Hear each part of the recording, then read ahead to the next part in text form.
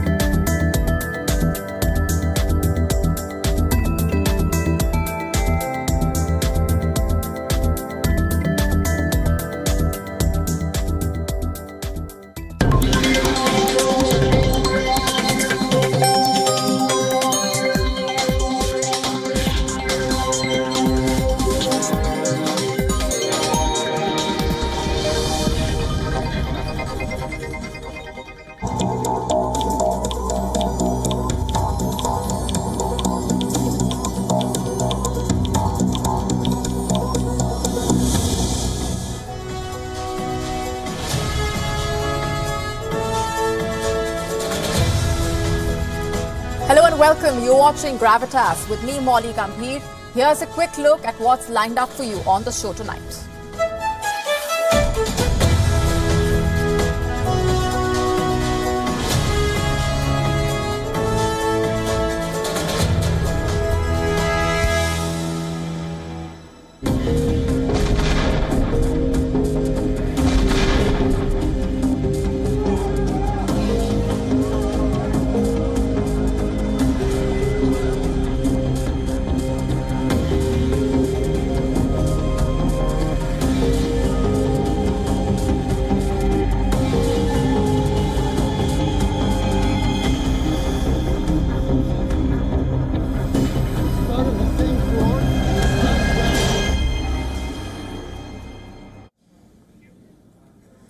Our cover story tonight focuses on the Israel-Hamas war as the Gaza hospitals become the new front line. The developments have triggered a series of questions and a lot of concern. Has Hamas turned hospitals into hideouts? Are Israeli troops giving preemptive warnings? What do the warring narratives reveal? What is the other side saying and who is speaking the truth? On Gravitas tonight, we scratch the surface and get you the bigger picture, along with the latest from on the ground. Also on the show for you tonight, we get you the latest on the India tunnel collapse and the race against time to save those trapped. Are digital twins the future of healthcare? What are they? How exactly does the process work? We tell you. Rising concern over bedbug infestations in several parts of the world. We get you the latest lowdown. It is Children's Day, but the question remains, what kind of a future are we leaving behind for our children as we strive for a better world?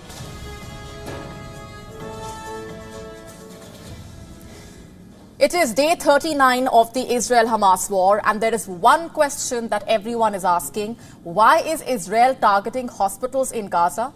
Why has it put medical facilities under siege? And the answer to these questions depends on who you ask. Israel saying it is because Hamas is operating from bunkers underneath the said hospitals. The Palestinians denying the charge. They are accusing Israel of committing war crimes and targeting civilians. And these warring narratives have left civilians and patients in the crosshairs, many of them fighting for their lives, with supplies running out. What is the way out of this, and how is this going to end, if at all? And above all, who really is speaking the truth? To start with, which hospitals and medical facilities are we talking about? There are many, but the names of 6 stand out. The Al-Shifa Hospital in northern Rimal, the Rantisi Hospital in northern Gaza, the Al-Ahli Hospital in northern Gaza, the Al-Quds Hospital in Gaza's Tel Al-Hawa area, the Al-Nasra Hospital in northern Gaza, and the Al-Swedi or Swedish Clinic.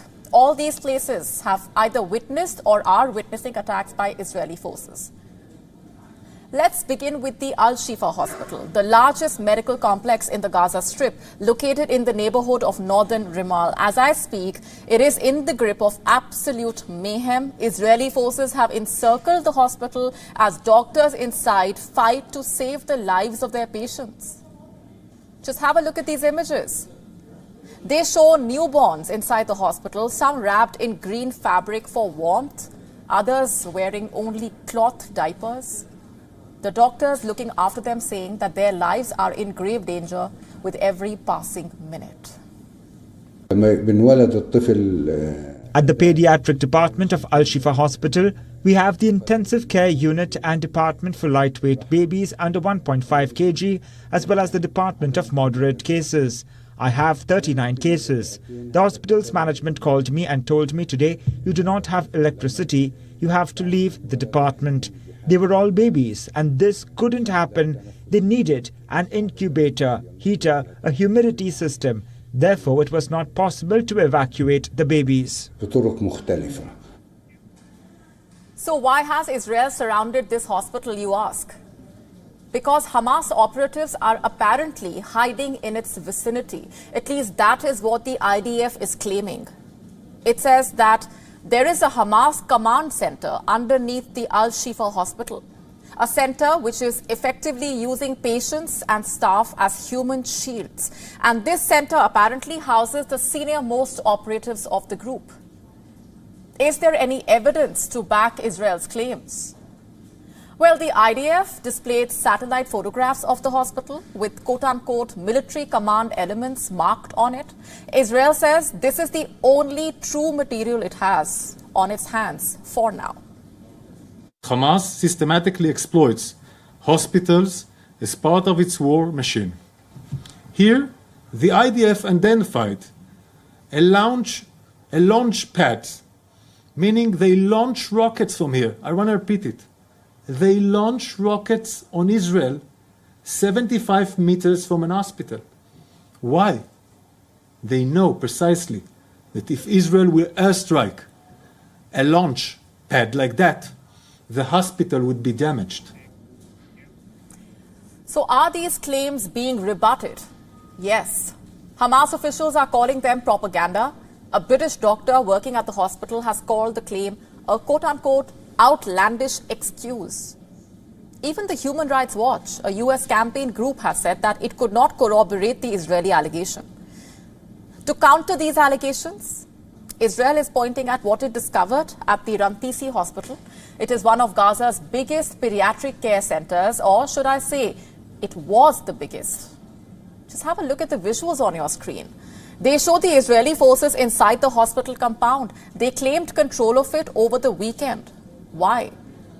Because according to Israel, the hospital was reportedly used to hold hostages. The video claims to show a basement facility at the hospital, which the Hamas used to store its weapons and keep Israeli hostages. Israel also saying that the hospital was connected to a tunnel with a bulletproof door. Hamas has denied this claim, calling it a well-crafted campaign of lies. Just have a look at this. This is Rantisi Hospital, and this is the place where I showed you the tunnel. I want you to see. Look at what Hamas is holding inside the hospital. I want you to understand. This kind of gear is a gear for a major fight. People shooting RPGs from hospitals. This is Hamas. firing RPGs for hospitals. The world has to understand who is Israel fighting against. And next, we have the Al-Quds Hospital. Visuals from the hospital showing medical teams working with torchlights. Why? Because electricity supply to the hospital has been cut off. And that's not even all. Over the weekend, at least one person was killed at the hospital. 28 others were injured, most of them children. Israel says it did not target civilians. It only fired on Hamas operatives firing from the hospital. In any case, the Palestinian Red Crescent says this hospital has also been rendered out of service. Listen to this. Sorrow, pain, anger, discontent and disappointment. These are our feelings today after we had to announce Al-Quds Hospital in Gaza City is out of service. After a whole week of calling on the international community and humanitarian organizations for the necessity to let aid come in urgently to Al-Quds Hospital, the hospital was left to face its destiny on its own under non-stop bombardment which put the lives of our medical staff and patients in danger. Today, we say that the international community and all countries signing the Geneva Convention are fully responsible of the collapse of the healthcare system in the Gaza Strip. Now here's the thing. These claims and counterclaims over the hospitals have raised some pressing questions. Questions about what is allowed under international laws governing war. Under international humanitarian law, hospitals are given special protections during times of war. They cannot become battlegrounds. That said, hospitals can lose their protections if combatants use them to hide fighters or store weapons. At least that is what the International Committee of the Red Cross says. But even if they lose this status, shouldn't there be warnings given before the attacks to allow for the safe evacuation of the patients? Israel says it is giving these warnings. The other side saying the warnings are coming too late. We are, of course, yet to hear the last of this story. And earlier today, we spoke to Palestinian journalist Mottea Ibrahim. He is based in the central area of the Gaza Strip and is currently stationed in the Al-Aqsa Martyrs Hospital. We asked him what the condition is like at the hospital, also whether it's at risk of running out of supplies and medicines. Here's what he told us. Yes. Okay. As you are following, and as you know that the situation here is deteriorating every moment on a regular basis.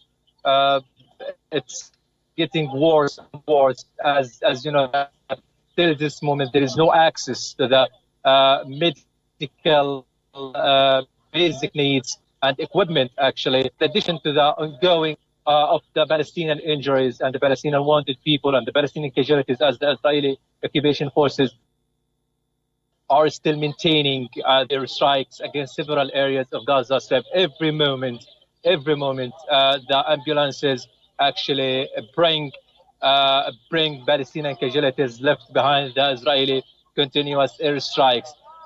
Regarding the medical situation, the hospital is totally overwhelmed with the number of the Palestinian casualties, with the number of the Palestinian wounded, because, as you know, this number is incrementally increasing with the ongoing airstrikes.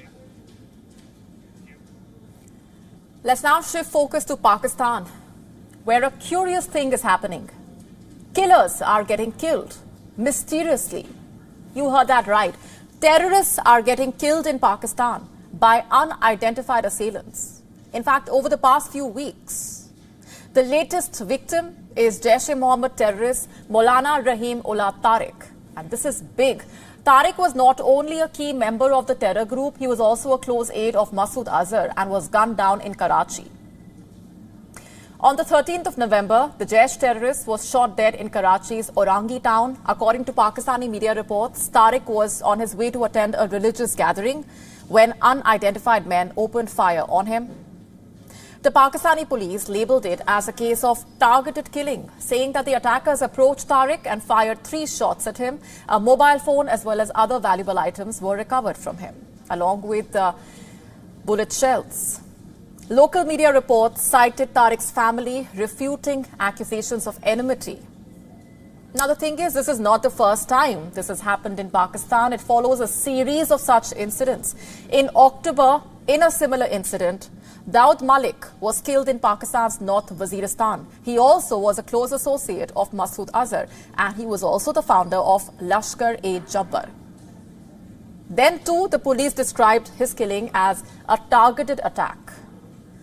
Malik was targeted by masked men at a private clinic, and the assailants managed to flee after the attack. Before that, Shahid Latif, one of India's most wanted terrorists and a key conspirator in the 2016 Pathankot terror attack, was shot dead by unknown gunmen in Pakistan's Sialkot. And then earlier this month, on the 7th of November to be specific, a key member of another terror group, LET or Lashkar-e-Toiba, Khwaja Shahid, was abducted and later found beheaded.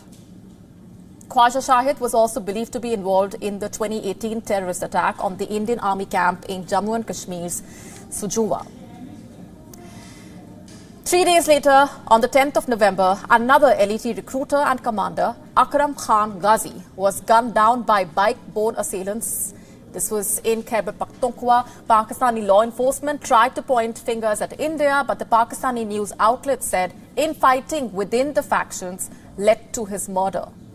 His death reportedly sent shockwaves across the ranks of Pakistan's spy agency, the ISI. And even now, the circumstances around his abduction and killing remain unclear. No group has claimed responsibility for the attack. Isn't that strange? A terrorist is shot dead in broad daylight and the local law enforcement agencies do not know what's going on. Who is killing the terrorists in Pakistan? Are we to believe that the same establishment that aids and abets terrorists has no idea about who is attacking them? These incidents appear to follow a pattern, bearing a striking resemblance to each other. The killing of Jaish-e-Mohammad's Maulana Rahim Ullah Tariq is reportedly the 7th time that a terrorist most wanted in India has been gunned down in Pakistan. In total, there have been at least 19 such killings, 19 of them just this year. So who is behind these attacks? Who is conducting these hit jobs? Tariq's death has reportedly shocked the Pakistani law enforcement. They were quick to say that the death of a terrorist at the hands of unknown assailants was in itself an act of terrorism. Ironic, isn't it? Reports say infighting within the terror ranks led to the murder of Rahim Ullah Tariq. You see, the Pakistani establishment, which has turned the country into a safe haven for terrorists, seems to be reaping what it has sowed. I'm talking about its brazen support for terror groups in the country. And now the deaths of terrorists in just a matter of months have spooked the Pakistani deep state. Why, you ask? It's because they continue to pump millions of dollars into arming and supporting these terrorists. It's no surprise then that the Pakistani establishment is spooked. But what explains this? Internal divisions, rivalry? We don't have the answers to those questions at the moment. What we can say for sure is that there is a pattern, and we will be closely following this story for the latest developments. And for our next story, we are shifting our focus to India, where a massive operation is underway to rescue 40 construction workers trapped in a tunnel after it collapsed. Over 50 hours have passed and now heavy machinery has been brought in to pull out the workers. So what really went wrong? Why did the tunnel collapse? Here's what we know so far. In India's Uttarakhand, a race against time to save lives is underway. For 3 days, rescue workers have worked tirelessly to rescue 40 construction workers trapped in a tunnel after it collapsed. The road tunnel, which was under construction in the Himalayan state, collapsed early morning on November 12th. A section of the under construction tunnel from Silkyara to Dandalgaon collapsed, trapping the workers under the debris. A day later, they were able to establish contact with the workers, confirming they were all safe. Officials said contact had been made with the trapped workers using walkie-talkies. Funnels were inserted through the collapsed construction to get them oxygen and food packets. अभी जो हमें खबर मिली है कि अंदर सारे के सारे जो हैं सुरक्षित हैं, उनको हमने जो है खाने के कुछ चिप्स और पानी की व्यवस्था उनको दे दी गई है और सब सुरक्षित हैं। हमें उम्मीद करते हैं कि आज हम प्रयास करके उनको बाहर निकलने की पूरी कोशिश करेंगे। By November 14th, excavators began drilling with heavy machinery to remove the debris and get to the trapped workers. Uttarakhand Chief Minister Pushkar Singh Dhami, who inspected the scene on Monday, said that Prime Minister Narendra Modi has promised all possible help for those trapped inside. सभी वहाँ पर कुशल हैं और जो Hume pipe इत्यादि हैं, technical team उसको assembled करने में लग गई है और जो भी समय लगेगा जल्दी से जल्दी जो है उनकी कुशलता से बाहर आ जाएं, इसी काम में हम सब लोग लगे हुए हैं और मुझे लगता है कि अभी सभी सकुशल हैं और लगातार उनको भोजन सामग्री और पानी और साथ में ऑक्सीजन की सप्लाई हो रही है। The Silkyara Barkot tunnel, which was being built on the national highway, is part of a Hindu pilgrimage route, the Chardham all-weather road project, which is aimed at reducing the journey between Uttarkashi and Yamunotri by 26 kilometers. The rescue mission faces several other challenges. The continuous falling of loose debris from above has made the effort all the more difficult. Every minute counts. They are said to have only about 8 to 10 hours left before the oxygen in the tunnel runs out. According to medical experts, the limited oxygen supply and darkness will have adverse effects on the health of those trapped. Claustrophobia, hallucination. The longer they remain trapped, the more time it will take for them to recover from this trauma. But officials and rescue workers on the ground are working at fast pace. A daring new strategy has been drawn. It involves the use of an auger machine, which will be used to drill through the pile of debris and subsequently push 900 millimeters wide metal pipes to create a passage through the debris. A process that should be easy and not as complex as removing the debris itself. So what caused the collapse? According to initial reports, a landslide in the region triggered it. The region is prone to landslides, earthquakes and floods. The latest incident follows events of land subsidence. Geologists, residents and officials have blamed it on the rapid construction in the mountains. However, officials say that only an investigation could ascertain the exact reason for the collapse. The state government has formed a 6-member probe panel to investigate the incident. A team of geologists from the state government as well as educational institutions arrived to determine the cause. After the latest incident, the state government has assured it would examine work at all tunnels under construction to ensure that they are completed safely. Bureau Report, WION, World is One.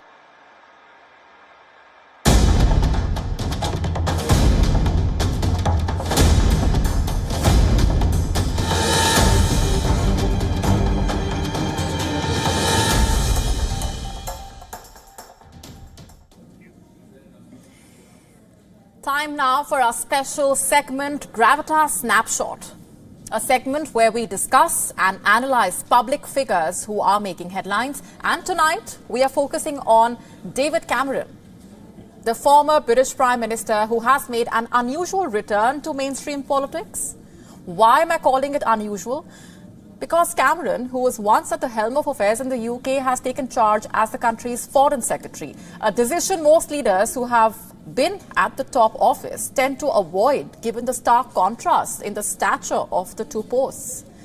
In any case, Cameron clearly does not see it that way. He says he gladly accepted the offer from Rishi Sunak because the world today is facing a daunting set of challenges. This is what the leader told the reporters, I'm quoting, "While I have been out of frontline politics for the last 7 years, I hope that my experience as a conservative leader for 11 years and Prime Minister for 6 will assist me in helping the Prime Minister to meet these vital challenges." The question is, why did Cameron agree to taking up the post of Foreign Secretary? Is it because his premiership ended in scandal? Is it because of his failures as Prime Minister? Is he looking to resurrect his image? Well, he could be. But before he does that, he faces quite a few challenges. To start with, his appointment has triggered a lot of criticism regarding his warm relationship with China, a closeness that is at odds with the Conservative Party's current stance. You see, as Prime Minister, Cameron famously ushered a quote-unquote golden era in the UK's ties with China. The era ended soon enough, but Cameron's ties with China did not. In fact, just earlier this year, he was enlisted to drum up foreign investment for a controversial port project in Sri Lanka, the Colombo Port City project. This is part of Xi Jinping's Belt and Road Initiative. China's decision to rope in Cameron drew severe backlash. But his office said that Cameron had no direct contact with the Chinese government. Then why was he lobbying for the Chinese project? And by doing so, wasn't he promoting China's aggressive geopolitical ambitions? These are the sort of questions being asked now. That's not all. After stepping down as Prime Minister, Cameron also served a brief stint as the Vice Chairman of the China-UK Investment Fund, and this also raised concern about his close links with Beijing. In fact, reports claim that this appointment was in part engineered by the Chinese state. These reports were apparently based on a UK Parliament's Intelligence and Security Committee. And his discreet ties with China are just one of the many controversies. You see, David Cameron was also involved in the Greensill scandal. What was the scandal all about? Well, Cameron basically lobbied on behalf of the Greensill Capital, a company in which he held a personal economic interest. He apparently lobbied among ministers and high-ranking civil servants to raise funds for the company. He was accused of asking them to allow the company access to the British government's coronavirus loan support scheme. But despite these controversies, Cameron has been named UK's Foreign Secretary. What was Rishi Sunak actually thinking while making this appointment? Is he looking to benefit from Cameron's connections globally? If the answer is yes, how then will 10 Downing Street justify the many scandals that Cameron has been at the centre of? We will keep asking these questions until we get an answer. And our next story is about the Wuhan virus. Yes, it continues to make its presence felt. A new COVID-19 variant is causing concern in the United States. What are the numbers like? How worried should we be? How fast is it really spreading? Our next report telling you more. For almost 4 years now, the Wuhan virus has been part of our lives. It wreaked havoc around the world, altered our lives, took away lives and livelihoods, and now we have learned to live with it. But it continues to spook us. There is a new COVID-19 variant that is making headlines. It is making its presence felt in the United States. It is called HV1. What do we know about it so far? How dangerous is it?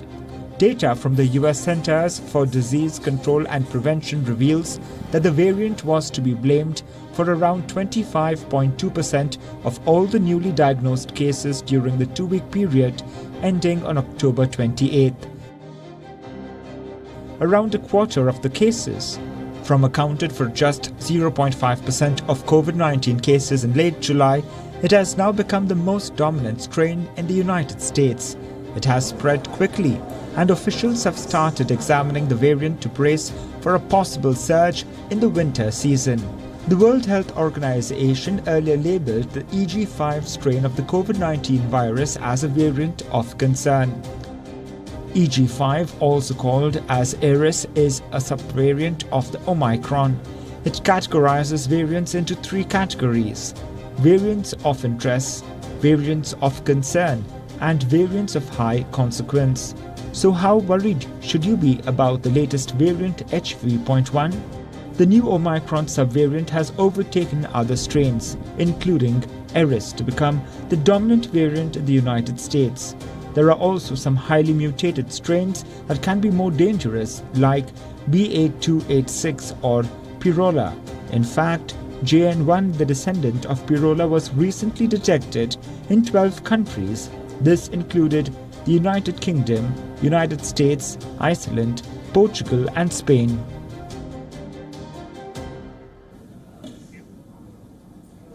Those who cover crimes and get you the latest themselves fell prey to a crime in the United States. I'm talking about journalists. This is what happened. A Czech news crew is in San Francisco to cover the APEC summit. Journalist Bohumil Vostal was capturing what he thought would be a majestic shot. He was right in front of San Francisco's iconic City Lights bookstore. He was busy doing his job, and that's when 3 masked assailants approached the news crew with guns pointing at them. That's America's gun culture for you. Vostal said, and I'm quoting, "They were heading at my cameraman, aiming a gun at his stomach and one at my head." The robbers stole equipment worth over $18,000. Also, a day worth of footage the journalists had captured while in the city. All of it was gone. Within seconds, the assailants sped off in a dark sedan. Police was a minute too late to arrive, and when told about the incident, they could only offer sympathies. That is the state of affairs in San Francisco for you. The world's most powerful leaders, by the way, are arriving there for the APEC summit. So are hundreds of news correspondents. Having been put under the spotlight, San Francisco is trying hard to hide its woes and put on a facade. It's doing a cleanup, quite literally. On the Market Street, maintenance workers were seen resurfacing uneven sidewalks and installing plywood over empty tree wells. Nearby, crew gave a forgotten plaza a makeover by turning it into a skateboard park and outdoor cafe. Somewhere else, workers were seen painting decorative crosswalks and new murals. They wiped away graffiti. They picked up piles of trash. Half of the city is hooked onto drugs, but somehow the addicts, the dealers, the homeless, those who have plagued San Francisco's downtown for years now, have strangely disappeared. Simply put, the city of San Francisco has the air of a teenager, one who is frantically cleaning up after a house party as their parents get back home. In this case, it's the world leaders who are coming in. US President Joe Biden and Chinese President Xi Jinping are going to be meeting in person after a year. All eyes are on San Francisco, so it has to put on a good show. The cleanup drive is perfectly timed, and guess what? The Governor Gavin Newsom has owned up to it. Listen to it yourself. I know folks say, oh, they're just cleaning up this place because all those fancy leaders are coming into town. That's true, because it's true. But it's also true for months and months and months prior to APEC, we've been having different conversations. And we've raised the bar of expectation between the city, the county, and the state, and our federal partners as well. What do you make of all of this? San Francisco is infamous for its homelessness and drug problem. And all this while, the authorities could have done something about it. They could have cleaned up the streets, but they chose not to. And now they have guests coming in. They are trying hard to impress them. Widespread criticism has poured in for the Californian governor. Arkansas Governor Sarah Huckabee Sanders tweeting, and I'm quoting, "The saddest part of this is that California's leaders are showing they could clean up their streets. They just choose not to." Former California State Senator Melissa Melendez also expressed disappointment on the platform X, earlier called Twitter. She wrote, and I'm quoting, "Governor Newsom orders homeless camps removed in San Francisco in an obvious attempt to impress his new best friend, China's communist dictator. A pity he's had no desire to impress those who actually live in California." San Francisco officials can race against time to clean their streets, but what will they do about the crime that plagues the city? What will they do about the gun menace thriving in the entire country?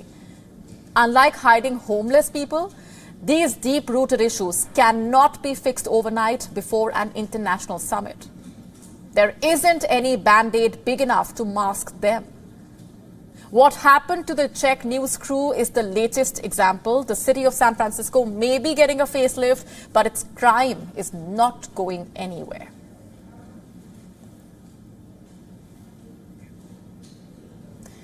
There are over 7 billion people on this planet. Scientists say that statistically, every person roughly has at least 6 doppelgangers out there in the world.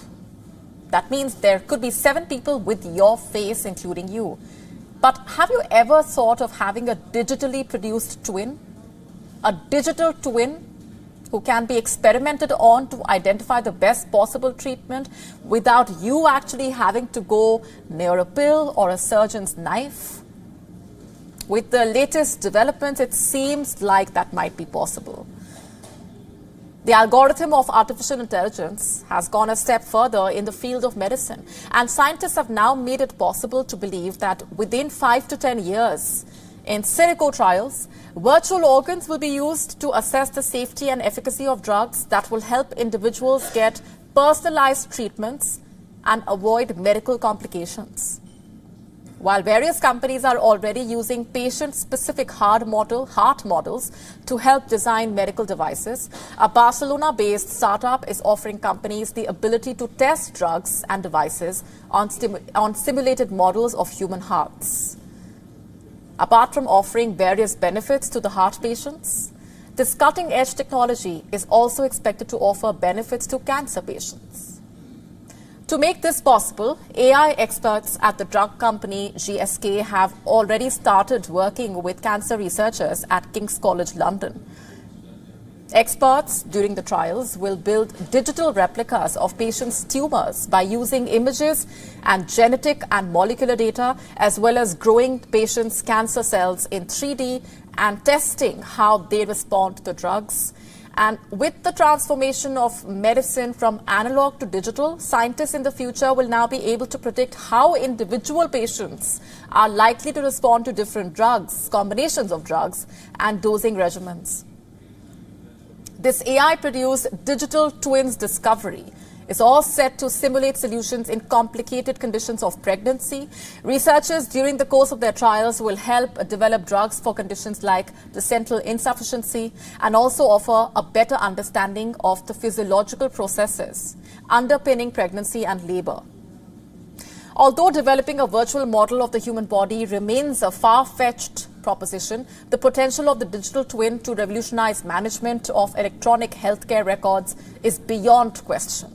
A patient-specific digital twin can enable doctors to pursue a more comprehensive course of treatment by combining their knowledge of the human physiology with the real-time clinical data for running predictive simulations of infections and other disorders. Future generations could be able to use this data to test new theories, also evolving medical practices and finding ways to rapidly advance and improve the patient outcomes. The Bureau Report, WION, World is One.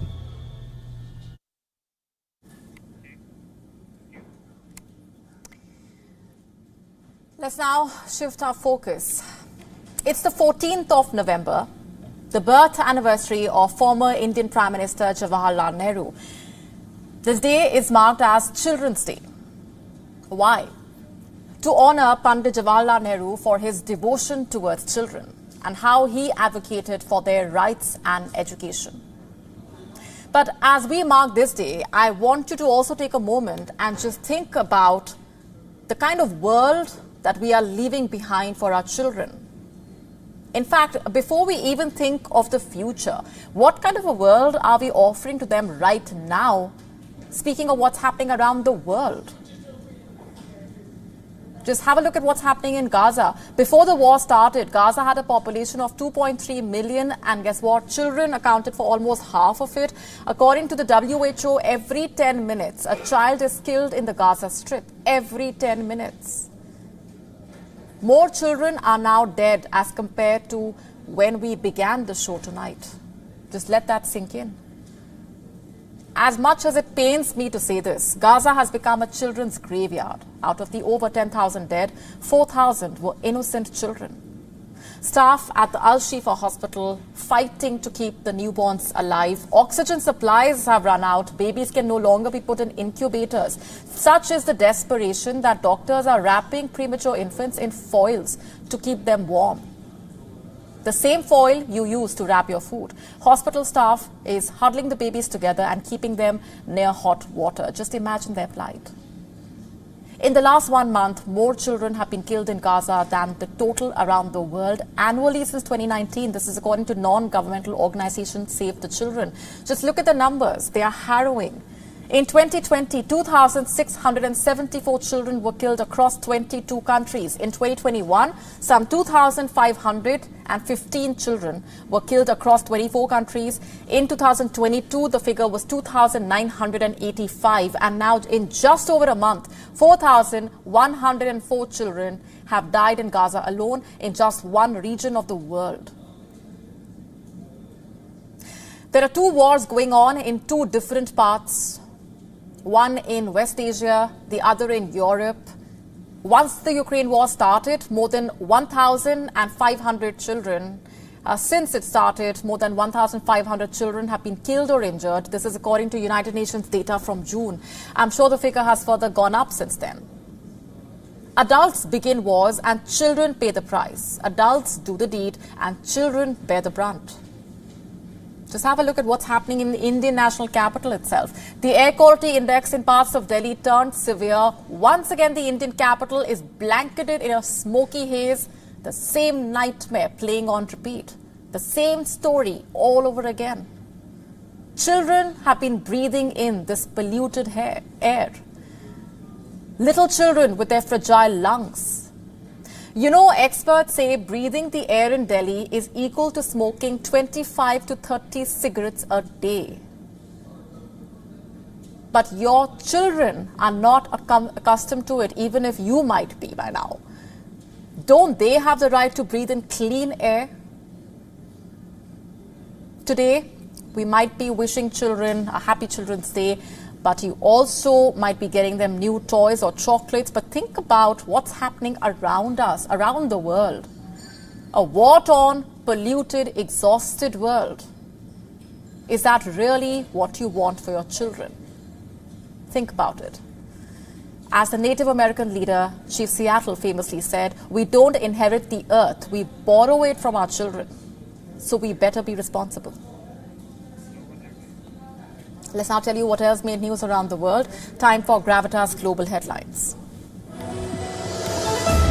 In a landmark judgment, Sri Lanka's top court rules that former President Gotabaya Rajapaksa, ex-Prime Minister Mahinda Rajapaksa, former Finance Minister Basil Rajapaksa and other senior officials violated the fundamental rights of the people by mishandling the economy and causing the unprecedented economic crisis.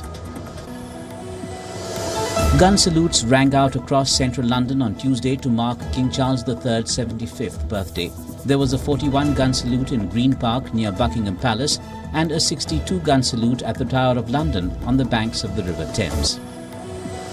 Hundreds of small earthquakes for the past 2 weeks have cracked roads in the Icelandic town of Grindvik as scientists monitor a buildup of magma some 5 kilometers underground. Concerns about a possible eruption increased in the early hours of Thursday when a magnitude 4.8 earthquake hit the area, forcing the internationally known Blue Lagoon geothermal resort to be closed temporarily. Floods caused by torrential rainfall have killed at least 31 people in various parts of Somalia. The UN Office for Coordination of Humanitarian Affairs, which has given $25 million to help mitigate the impact of flooding, warned that a flood event of this magnitude is likely to occur only once in 100 years, with significant anticipated humanitarian impacts. Around 250 municipalities in northern France will be declared as in a state of natural disaster due to massive flooding, informed President Emmanuel Macron as he visited affected areas fearing further rise in the water level. The world is failing to get a grip on climate change, the UN warned on Tuesday, as an assessment of current climate pledges shows only minor progress on reducing emissions this decade. With temperatures soaring and 2023 expected to become the warmest year so far in human history, scientists say the pressure on world leaders to curb planet-heating greenhouse gas pollution has never been more urgent. South Africa's unemployment rate falls for a second consecutive quarter. Official data shows between July and September, the jobless rate reached 31.9% of the workforce. compared to 32.6% in the previous quarter. The 2025 Tour de France will start in the northern city of Lille, organisers Amaury Sports Organisation ASO confirmed on Tuesday. The opening stage of the race will return to France for the first time since Bray, a port city in Brittany region, hosted the Grand Depart in 2021. The 2022 race started in Copenhagen, the 2023 in Bilbao, while the 2024 tour will depart from Florence in Italy. The All England clubs plan to build 39 new tennis courts and a new 8,000-seater show court has hit a roadblock. This after local planners recommended that the proposal be rejected due to substantial harm to the environment.